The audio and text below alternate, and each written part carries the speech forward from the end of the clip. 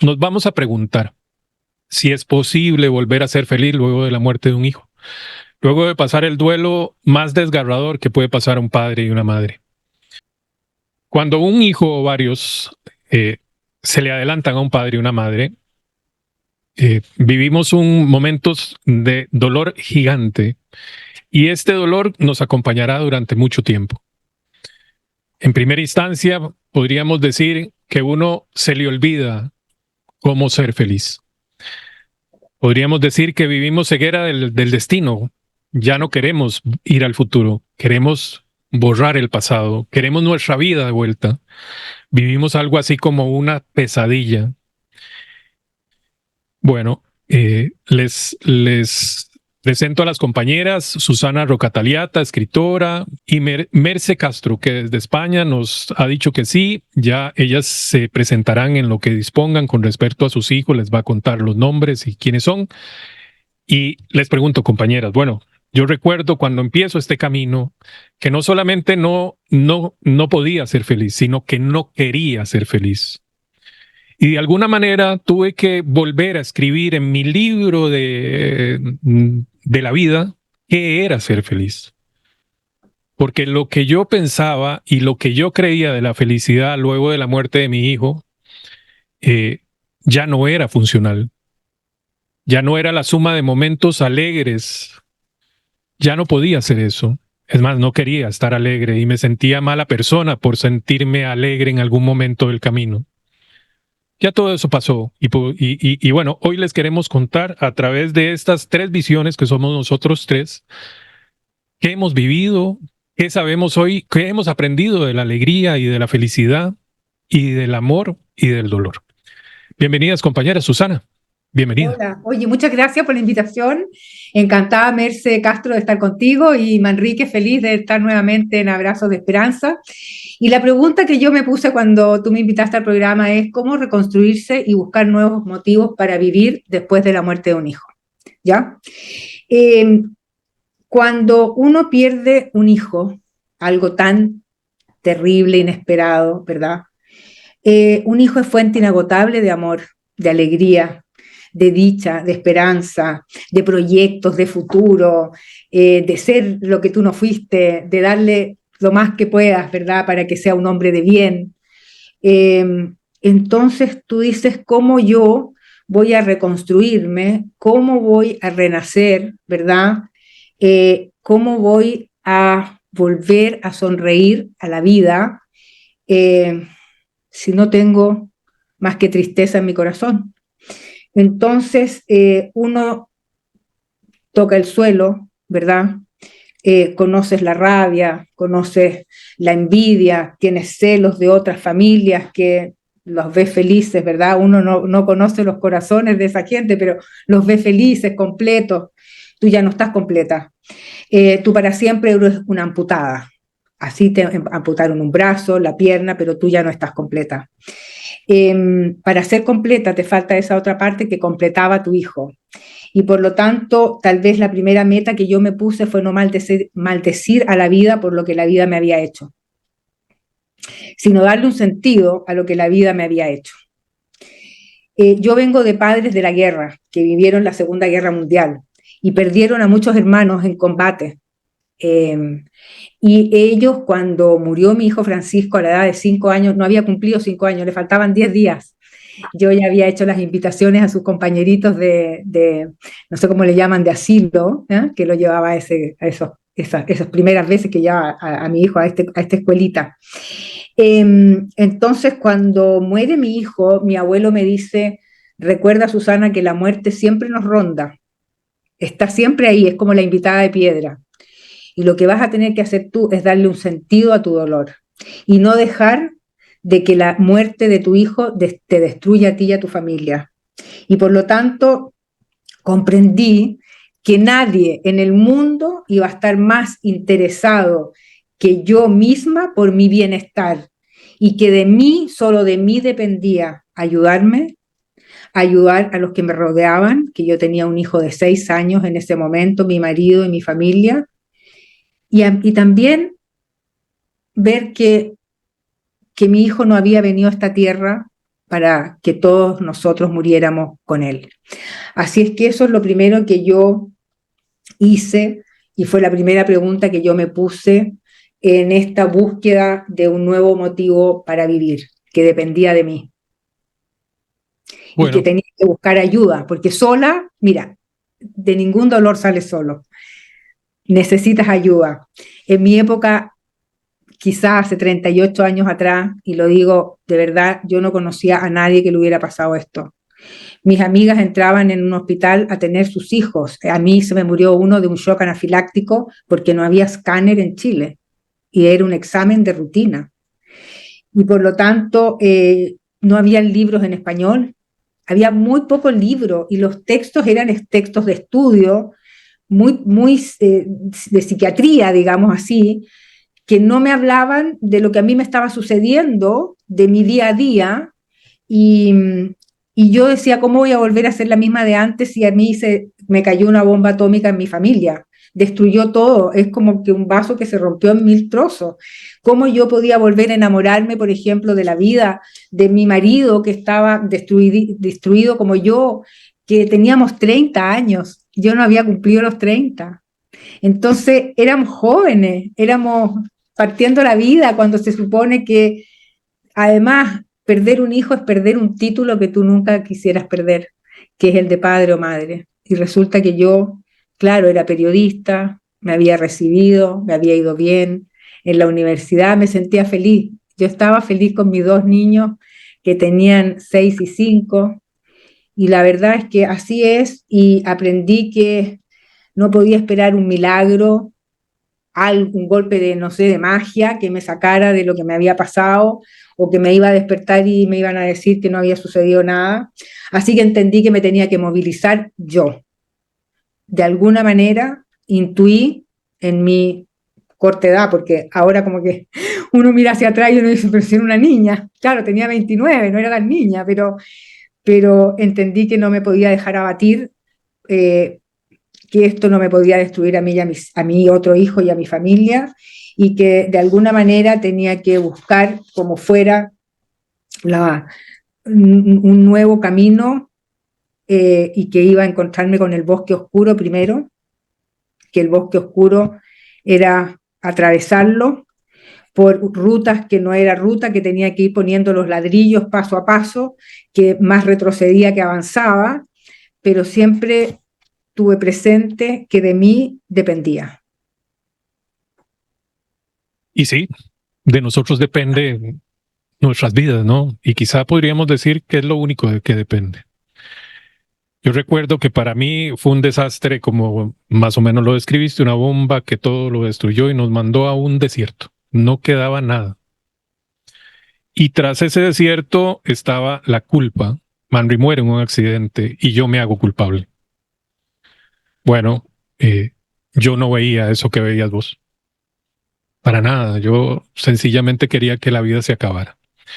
Pero Merce, y en tu historia, eh, ¿la felicidad salió corriendo detrás de tu hijo?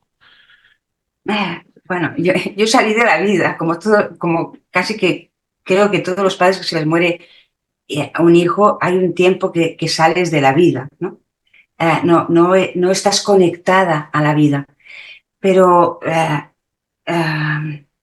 aparte de que estás unos meses en estado de shock, pero durante mucho tiempo estás como desconectada emocionalmente, ¿no? Y a mí lo que desde un principio yo tuve claro es que yo tenía que salir de esta de la mejor manera para poderle enseñar a mi otro hijo, Jaume, que después de un golpe duro uno puede levantarse y puede volver a ser feliz. Este era mi empeño, mi obsesión. Mi hijo se llevaba 21 meses, Ignacio murió a los 15 años en un accidente de coche que íbamos toda la familia, veníamos de una fiesta familiar de Navidad y un coche en la autopista perdió el control y pasó al otro sentido, en un trozo de autopista que estaba separado solo por arbustos. Ignacio se dio un golpe en la cabeza y ya no despertó. Y bueno, eso, primero, yo quise estar en la vida y no sabía cómo, no sabía cómo volver a ser feliz, pero sí que sabía y que tenía una profunda intención de querer salir para mostrarle a mi hijo. Luego me di cuenta que en realidad también era para mí, ¿no? Y para mi marido, pero en aquel momento a mí me tenía muy preocupada mi otro hijo que tenía 13 años. Y bueno, yo a la pregunta de si es posible volver a ser feliz después de la muerte de un hijo, yo creo que sí, que incluso, primero tendríamos que definir ¿no?, qué es para cada uno la felicidad, pero una tormenta como es la muerte de un hijo en la vida de unos padres, hace saltar muchísimas máscaras. Si uno tiene que mirar en su interior, a mí me da la sensación que el proceso de duelo es un proceso para mirar dentro y darte cuenta de qué es lo que te sostiene, ¿no?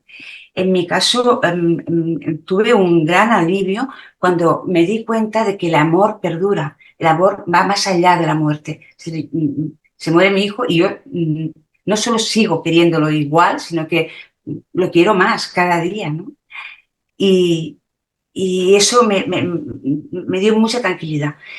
Y después no sé, empecé a valorar lo que era esencial para vivir y lo que eran como agarres ficticios, ¿no? Antes de que te pase un vendaval de este tipo, pues igual tú pones la seguridad o en el dinero o en la profesión. Yo también soy periodista como Susana. O en, no sé, los títulos universitarios pero te das cuenta cuando estás en una UCI. Mi hijo estuvo 3 días en coma y murió por muerte cerebral. Te das cuenta que lo único importante en aquellos momentos, la única moneda de cambio es el amor. Entonces, esto, en principio, no sabes cómo aplicarlo. Bueno, a menos en mi caso yo me di cuenta, pero no sabía porque el desgarro era tal. Entonces, es el proceso del duelo para la muerte de un hijo, a menos en mi caso fue muy largo. Yo no me gusta hablar de tiempo porque el duelo es personal, intransferible, pero en mi caso fueron muchos años. Y durante este tiempo construí o he estado construyendo y sigo construyendo una fortaleza interior que va unido a un crecimiento espiritual también. Y entonces procuro, para ser feliz, ahora necesito muchas menos cosas. Es decir, soy feliz con cosas mucho más sencillas, ¿no? Y lo que... no voy a hablar de todo el dolor, porque esto, yo creo que los padres y las madres que pasamos por esto lo conocemos bien. Voy a hablar de las herramientas que a mí me han ayudado a volver a la vida, a encontrar un sentido y a ser feliz. Y es que en un momento determinado, que no es un día para otro, porque nada es de un día para otro, pero me fui dando cuenta que agradecer lo que tenía me elevaba la energía. Y criticar o juzgarme o juzgar a los demás y criticarlos me restaba energía en un momento en que yo tenía muy poca. Entonces era como empírico, qué me daba energía, qué me la sacaba. Y así fui construyendo este camino que ha comentado Susana, ¿no? Me da energía, no sé, salir a pasear, estar en la naturaleza, andar descalza por la playa, pues lo hago. Me quita energía eso, criticarme, esa voz interior, ¿no? Que te va diciendo, no lo estás haciendo suficientemente bien. Prestar atención a esta voz, darte cuenta que tú no eres esta voz. Yo comparo el duelo como Alicia en el País de las Maravillas, ¿no? Es decir, estás pasando por un paisaje totalmente desconocido y tienes que renombrarlo todo, aprenderlo todo. Y ahí, eso sí que es una oportunidad. Es una oportunidad para qué quieres plantar a partir de ahora. La vida de antes no la vas a tener. Esto es imposible. Y la vida que estás construyendo, como quieres que sea, ¿no? Mira, yo, fíjate que la primera cosa que te quiero decir, Marce, es que te doy mi más sentido pésame de corazón. No sabía tu historia. muy triste, y me doy cuenta que acá a los tres nos une la culpa, porque yo llevé de la mano a un hijo a hacerse un examen a una clínica, y uno se siente muy culpable, y la culpa es un proceso largo de sanar dentro del duelo, ¿verdad? Pero es cuando tú te das cuenta qué maravillosa vida que tuve y que yo no me daba cuenta que la tenía, porque ahí está la gratuidad de la vida, que uno conoce la gratuidad y es verdad lo que tú dices, o sea, hay que agradecer todos los días lo que uno tiene, pero lo primero es comprender cómo voy a seguir viviendo con esta vida que ha cambiado completamente. Y yo me preguntaba lo siguiente, me imaginaba un coche tirado por caballos y me preguntaba quién quería ser yo, el cochero, los caballos o el coche. Y esa es una pregunta que parece un ejemplo bastante burdo, pero es fundamental, porque ¿a dónde está? ¿Cuál eres tú? Yo me recuerdo que una vez hice un trabajo que decía que para Aristóteles, porque la felicidad, como dices tú, Marce, depende de cada uno y podríamos definirla de mil formas, pero Aristóteles decía que la felicidad era el summum bonum, y yo decía, ¿qué es lo que significa el summum bonum? No entendía nada. Bueno, hasta que comprendí que el propósito de la vida, el objetivo y la finalidad, al final es la existencia humana. Es qué es lo que haces tú con el tiempo que te toca estar en esta tierra.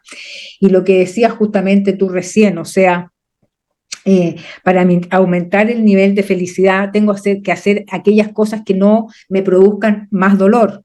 Por lo tanto, si a una persona le gusta andar descalza en la playa, como tú decías recién, o le gusta contemplar una puesta de sol, uno empieza a valorar pequeñas cosas que antes no veías, tal vez porque en el afán de la vida, nosotros vivimos una vida muy rápida, muy de botón, de apretar un botón y de que todo pasa en 2 segundos, te cansas de todo, todo cambia, si no te subes, quedas atrás. Entonces, en esta vida, en esta vorágine, ¿verdad? A ti te paran. Es como chocar contra una pared y decir, ok, aquí pasó algo, ¿y qué hago ahora con esto que pasó? Entonces yo me puse un plan, una meta, de qué hacía con lo que me había pasado. Yo tenía un niño pequeño que dependía 100% de mí, tenía apenas 6 años, que no entendía tampoco que su hermano no llegó a cenar, que no llegó a comer más con nosotros, que desapareció. En esa época tampoco uno sabía cómo decirle a un hijo de esa edad qué es lo que había sucedido con su hermano. Entonces uno comete muchos errores, yo cometí muchísimos errores. Yo tal vez tuve suerte de tener una familia que había vivido la guerra y que entendía lo que era la muerte, el dolor, y cómo decirle a este niño que yo tenía que lo que había pasado no era reversible. Porque lo que pasa con los niños, que ellos juegan a matarse, te disparo, te mato, no sé qué, y se levantan. Lo ven en los dibujos, en los cartones animados. Entonces, ¿cuál era el plan mío?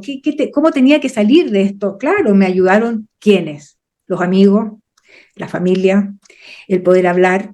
La única manera de traer a mi hijo al presente era hablando de él, era poder ir comunicándome con los demás, con todas yo tenía emociones a toda hora en el día, todas diferentes. Amanecía de una manera, a los 5 minutos estaba de otra, y así había cambios todo el día. Era como una montaña rusa que estaba arriba, abajo, en fin. Entonces me empecé a dar cuenta de ciertas cosas, como por ejemplo tenerme paciencia con los cambios internos míos propios y los de mi pareja, mi marido, y lo que estaba ocurriendo a mi alrededor con mis padres, con mis abuelos, que no podían creerlo tampoco. Empecé como a darme cuenta de que el amor, como decía Marce, es infinito. Ese amor va a existir hasta el día del reencuentro. Y yo tengo súper claro que en esta vida lo que tengo que tratar de hacer es honrar su memoria de la mejor manera posible. Y en todas las ocasiones importantes, porque mis hijos ahora son grandes, unos no viven acá, con el único que tengo contacto directo es con mi Francisco, porque a los demás tengo que llamarlos por teléfono.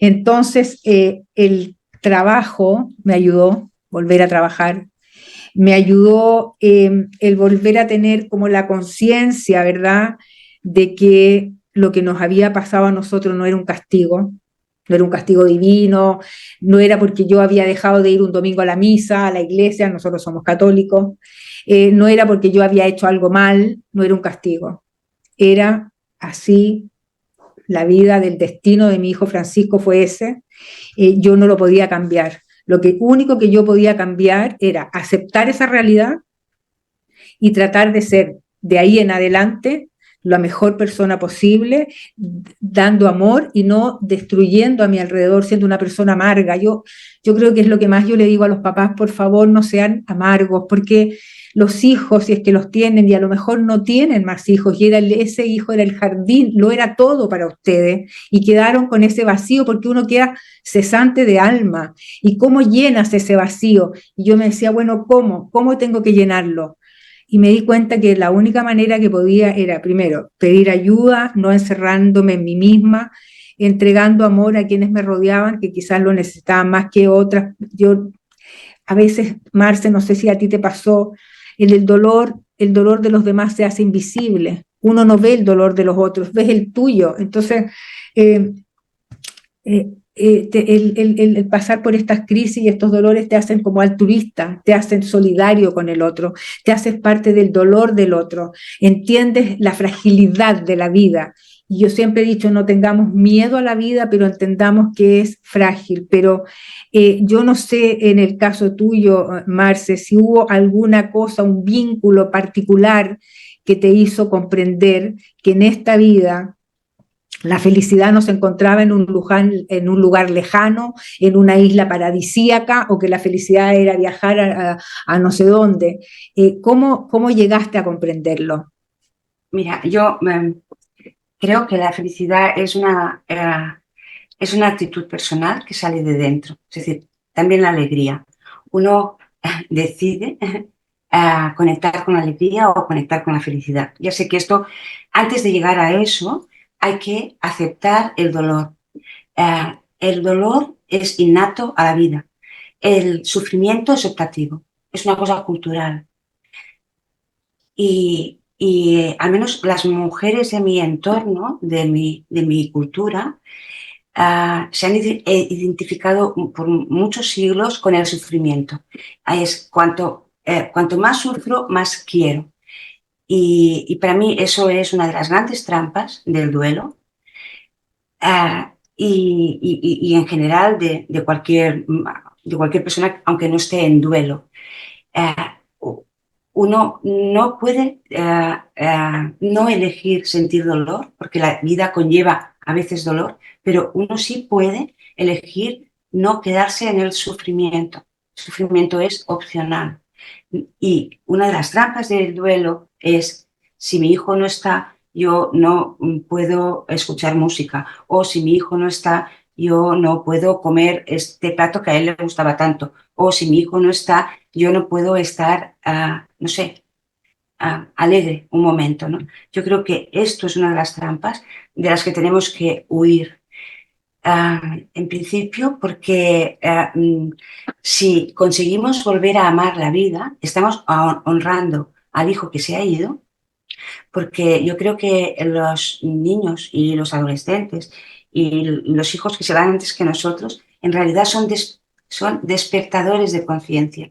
Han venido con una misión, a mi entender. Yo no quiero que esto cada uno como lo sienta, pero a mi entender, mi hijo tuvo una vida corta de 15 años, pero tuvo una vida muy plena, muy amorosa, y su partida lo que ha hecho es que todo el entorno, y el entorno, una cosa es el epicentro, que es mi marido, yo y mi hijo, pero otra cosa es la onda expansiva, gente que ha empezado a tomar más conciencia del valor que tiene la vida, del valor que tiene el amor, del valor que tiene la gratitud, del valor que tiene la paciencia, como tú decías, ¿no? Yo nací impaciente. La paciencia era una cualidad, no sé, incluso te diré que un poco despreciable para mí, como la humildad, ¿no?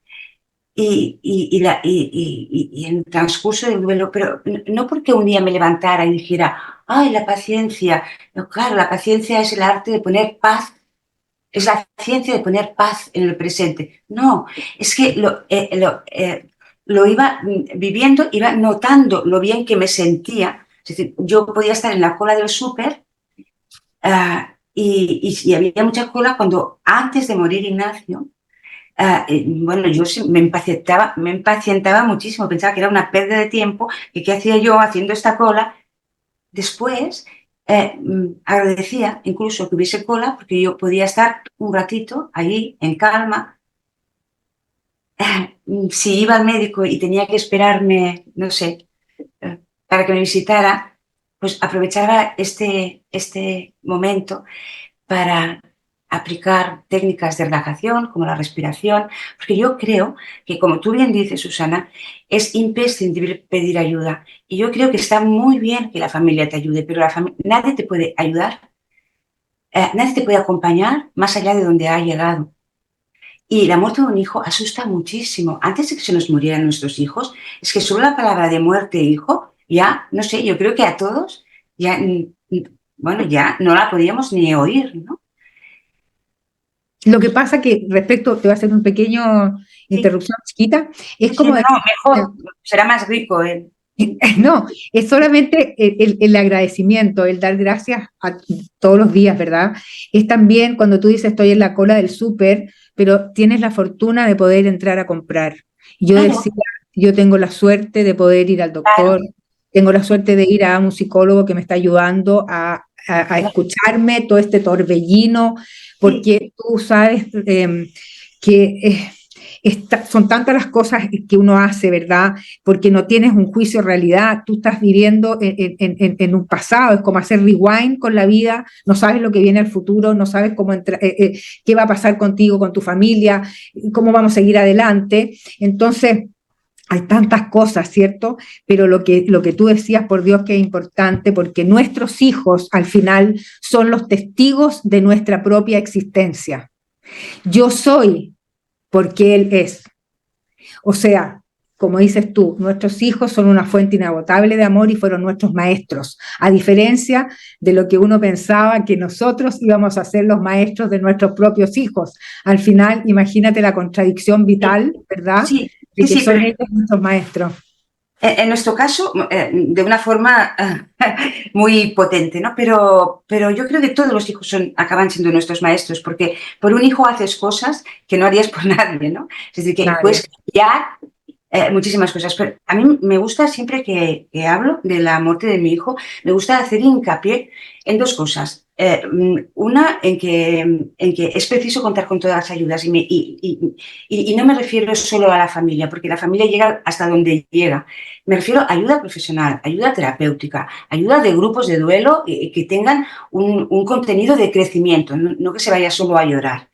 Eso me parece imprescindible, porque hay que hacer un trabajo con uno mismo Claro. muy grande.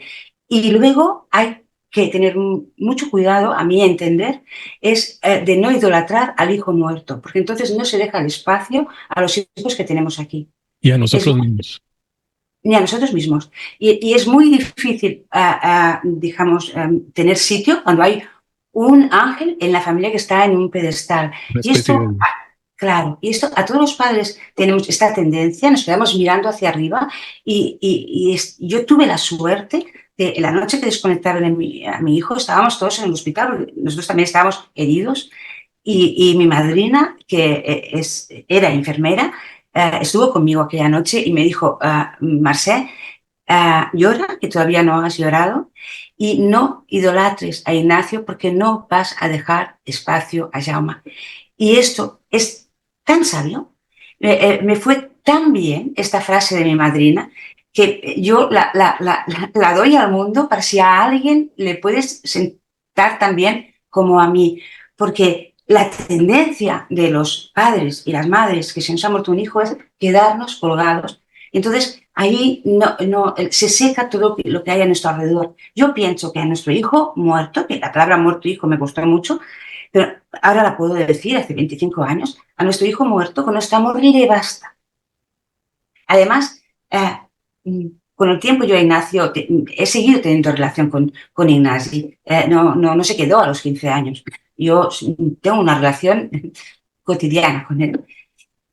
Pero al hijo que tengo aquí, no solo le basta con mi amor, necesita mi mirada, necesita mis abrazos, necesita mi admiración hacia él, necesita incluso incluso que me queje de su hermano. Que diga, oye, ¿te acuerdas? ¿Te acuerdas que es que por nada se ponía... Susana, tú tenías un niño de 5 años que es que si el mío no le dio tiempo a romper un plato, porque tenía 15 años y era un chico que era deportista, estudiante, el capitán del equipo, imagínate tú, ¿no? Es difícil, pero a mí me fue bien y es, no sé, es una sugerencia que lanzo, que de vez en cuando se hable de, oye, pues qué mal genio, ¿eh? ¿Te acuerdas aquel día que no? Para que el otro pueda respirar, porque toda la gente que se va siempre son los mejores, ¿no? Y bueno, en realidad los que se quedan aquí, mi hijo Jauma y tu hija ahora, Manrique, y tu nieto recién, y Susana, tu hija y tu otro hijo. Creo que Tengo tres hijos. ¿Tres hijos? Ya.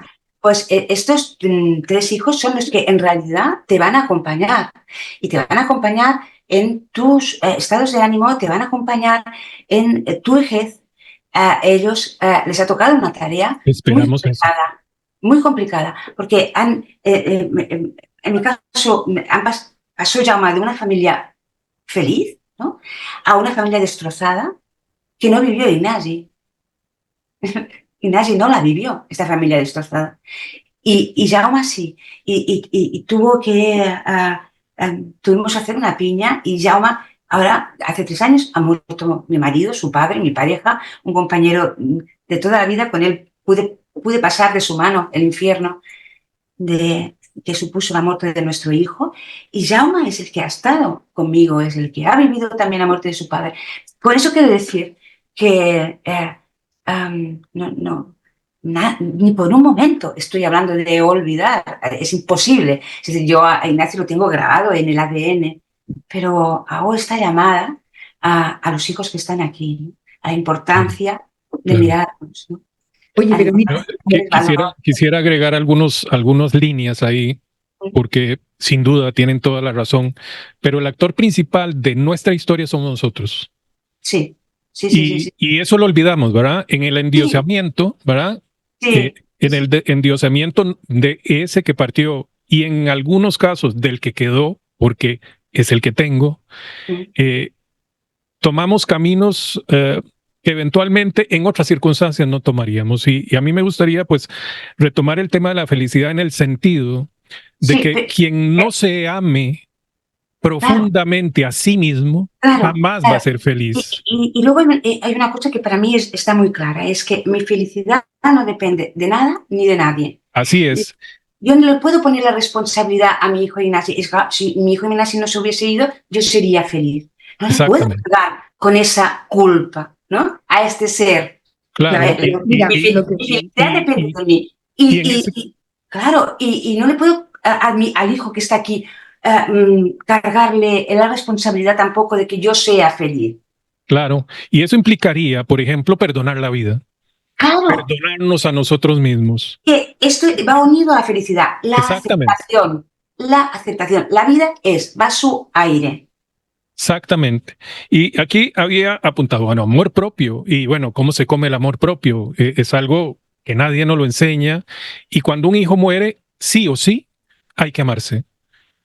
Porque el amor de nadie, inclusive del que ha partido, lo puede maximizar a través de la luz, que si nosotros no queremos un bienestar para nosotros, no lo hay. Y voy a decir otra cosa, si nosotros no queremos un bien para nosotros, no lo vamos a poder dar para nadie más. Eso significa para nuestros cercanos, nuestros otros hijos, nuestra pareja, etcétera. Ahí se asoma la amargura, ¿no? Y la desesperanza. Y replico algo que decía un autor que leí un montón, Eduardo Punset, de español, que decía que la esperanza está en la antesala, que la felicidad está en la antesala de la esperanza. Es decir, si no tenemos esperanza, nunca volveremos a ser felices. Y esto implica sembrar destino. Sembrar destino hay que hacer la vida y no que venga como podría venir cada día. Viene el clima, ¿no? No podemos hacer nada con ese clima. Quizá abrigarnos, llevar una sombrilla o no salir. Pero en nuestra vida, la vida viene. Claro, la vida va sobre. Y nosotros podemos elegir qué actitud adoptamos ante lo que la vida nos trae, ante lo que la marea nos trae. Siempre tenemos la libertad de elegir la actitud con la que nos queremos enfrentar. Y a mí me parece que me gustaría, y se lo estamos hablando porque lo sé, porque nos están oyendo gente que tiene 2 meses de estar en esto. O sea, habrá gente que tiene una semana, porque ya nos han hablado, ¿verdad? Tengo una semana, recién los encuentro, etcétera. Nos ven como, o sea, estamos a la distancia del Everest, ¿verdad? O sea, ellos están recién empezando en la costa, ellos quieren, y nosotros estamos en el Everest. Claro, ellos quieren podría decir lo siguiente, mira, respecto de escucharlo a los dos. Decirle a los papás que son recientes, padres en duelo, que jamás, queridos papás, vamos a encontrar reemplazo a ese hijo que ya no está con nosotros.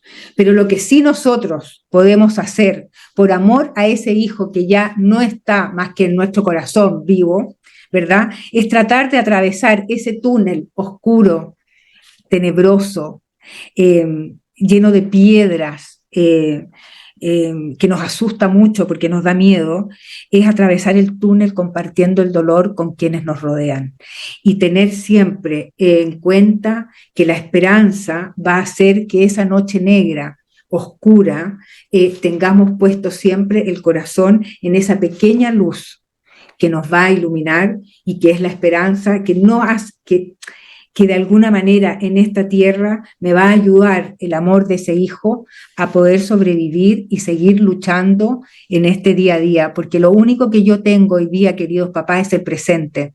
Yo el pasado no lo puedo cambiar, el presente es lo que tengo porque el futuro no lo conozco, pero lo que sí les puedo decir que atravesar la noche oscura con el corazón puesto en la esperanza es lo que nos va a ayudar a salir adelante y seguir viviendo. Yo no sé si tú estás de acuerdo también en que el sentido del humor es algo que nos ayuda, parece absurdo decirlo, ¿no? Pero en el duelo, tener alegría, el sentido del humor, el poder de repente reír, sonreír por algo que pasó, hacer que los hijos, si es que los hay, ¿verdad?, cuenten algo en el momento de la comida, hablar de lo que nos ha pasado, ¿verdad?, pero sin esa... como decías tú, enaltecer al que se fue y convertirlo en una estrella inalcanzable. El que se fue lo amamos tanto como a los que quedan. Lo que pasa es que los hijos que quedan tienen que comprender, ¿verdad?, que habríamos sufrido por cualquiera de ellos tanto como que por el que se fue. Claro, y es un enorme reto que el vínculo emocional entre el que queda o los que quedan y el que partió sea el mismo, que sean igual de cercanos, igual de presentes. Es un enorme reto y eso es para cualquiera, ¿no? Porque habrán los que, no sé, lo guardan en un lugar de su ser, voy a decir de su corazón, en una especie de cajita que no lo sacan o solo lo sacan en fechas determinadas. Y habrán los que lo llevan tan adelante que no existe nadie más, ni siquiera ellos mismos. Inclusive en ese peso emocional de amar, debe de estar uno mismo.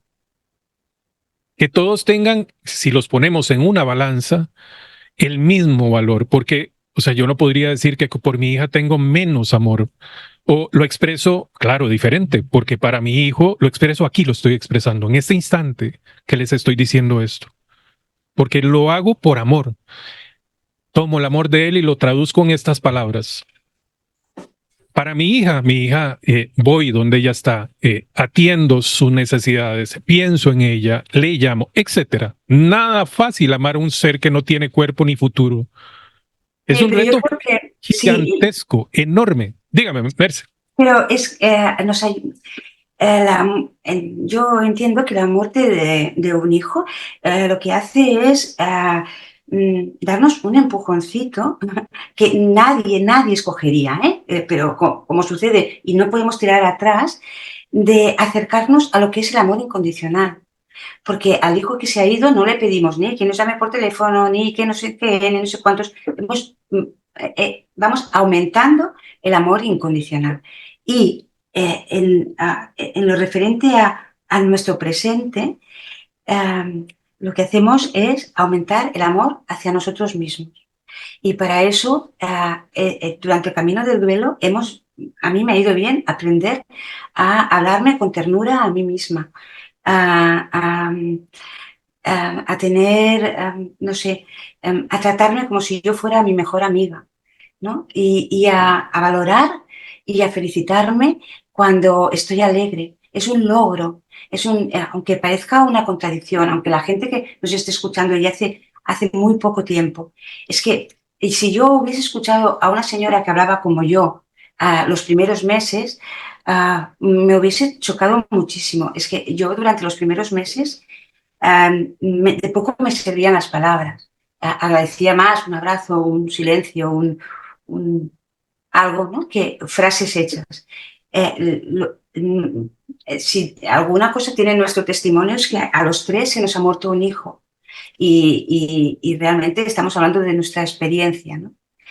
Y para mí la muerte de Ignasi, que por supuesto nunca hubiese elegido, nunca, nunca, nunca, pero sí me ha dejado muchos regalos y que he ido abriendo a lo largo de los años. Yo soy una persona ahora más flexible, más tolerante, más paciente, más amorosa, más calmada, más dulce conmigo misma, más tierna conmigo misma, más amorosa. Por tanto, puedo serlo para la gente que me rodea y puedo serlo en general. Y bueno, y eso se traduce en que soy más consciente de los buenos momentos, soy más consciente de la felicidad. Que esto me ha costado un claro, tiempo. claro. Mira, lo que yo pienso es que en realidad batallar con los problemas a solas no sirve, la vida se hace más llevadera y mucho más feliz en compañía, somos uno con el otro, ¿verdad? Y mira, fíjate que yo una de las frases que siempre digo porque tienen tanto sentido cuando las leo, las dice un premio Nobel de literatura, no yo, José Saramago, me entró algo a la boca ya. Oye, dice que ser padre o madre es el mayor acto de coraje que una persona puede tener, porque es exponerse a todo tipo de dolor. Yo quiero en realidad decir que las imperfecciones del ser humano no podemos controlar la vida ni nuestra ni de nadie. Tenemos que entender que no somos todopoderosos, que las cosas no le ocurren a los otros, también nos ocurren a nosotros mismos. Hay que ser muy honestos con uno mismo. Uno, después de un dolor como este, uno es honesto, se dice a sí mismo la verdad. Hay que amar incondicionalmente. Como dices tú, uno empieza a distinguir entre lo urgente y lo que es trascendente. Empiezas a aprender de la naturaleza y a vivir en contacto con ella, que yo creo que cuando tú miras la armonía de las flores, ¿verdad? Y vas al campo, no sé, a un lugar donde ves las plantas, los árboles, tú dices, bueno, aquí hay una creación. Y yo fui co-creador con Dios, porque pude crear a estos hijos que Dios me dio, que los amé, a Francisco en vida y lo seguiré amando hasta el reencuentro. Pero me rodeo de aquellas cosas que más me gustan, que más quiero, de mis amigos, de mi familia, ¿verdad? De la música, me ayuda mucho la música, a mí me ayudó muchísimo escuchar música, me ayudó mucho cuidar las plantas, he tenido siempre algún animal doméstico, alguna mascota en casa, aprendí a hacer jardinería y yo creo que esas cosas fueron las que me fueron ayudando en el camino y si yo quiero como dejar un mensaje a quienes nos están escuchando pacientemente, que nos están acompañando, ¿verdad? Y que ojalá alguna de las cosas que ha dicho Marce o Manrique o yo, ¿verdad? Les hagan sentido, es que miren las cosas de la vida con perspectiva. Uno en la inmediatez, en el momento, ¿verdad? Deja de ver el todo. Entonces yo creo que cuando uno mira con perspectiva ya no le da importancia o tanta importancia a cosas que en realidad no la tienen. Sí, sí. Vamos a ir cerrando y yo quisiera aportar que si hoy me preguntan con una palabra definir la felicidad, diría serenidad. Como encontrar un lago quieto, que ya nada de lo que sucede afuera perturba lo que está en esas aguas. Es como estar hacia adentro de las aguas. Y para eso hay que aprender a fluir, hay que aprender a perdonar la vida. Si hay alguien que tenemos que perdonar, hay que perdonarlo, inclusive a nosotros mismos. Hay que oír nuestro corazón, ese algo que está dentro de nosotros que dice cosas en un silencio muy silencioso. Y hay que aprenderlo a escuchar para encontrar serenidad.